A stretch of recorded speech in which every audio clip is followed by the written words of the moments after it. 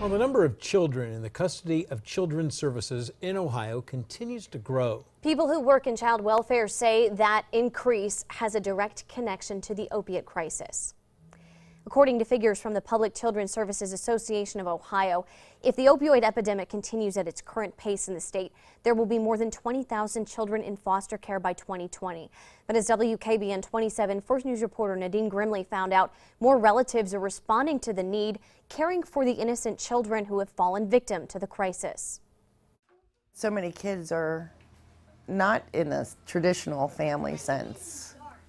It's almost like grandparents are the norm. Cheryl Baker is in the process of adopting Lily, Haley, and Kenley. They're not biologically my grandchildren, but they've always been my grandchildren. Baker says the girls' parents struggle with heroin addiction. They dropped them off September 28th, 2016, and we haven't seen them since. Nona, as the girls call her, has been their sole provider since that day, filing for custody that October and then final in full custody in June of 2017.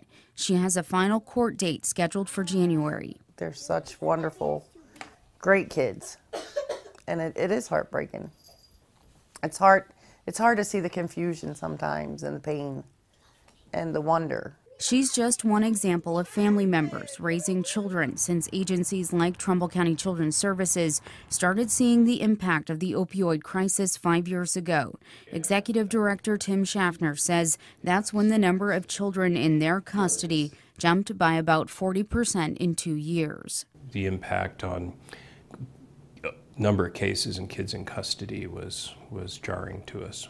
There are still about 135 children being cared for by Trumbull County Children's Services. Last year, the agency conducted 210 investigations of serious allegations like abuse and neglect. Schaffner says about half of those are related to the opioid crisis and other addiction. We're working harder than ever.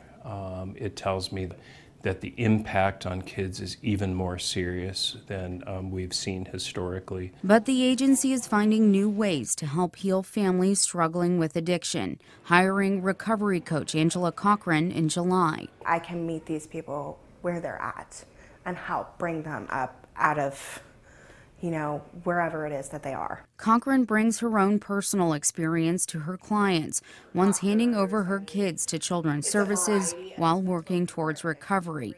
Now she has them back. It's no mistake that I ended up here with this position as a recovery coach, because this is what I'm passionate about. This is what I live for.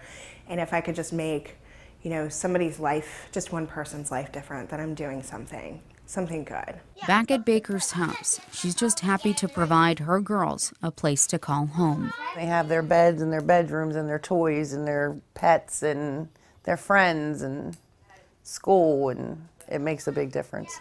In Warren, Nadine Grimley, WKBN 27 First News.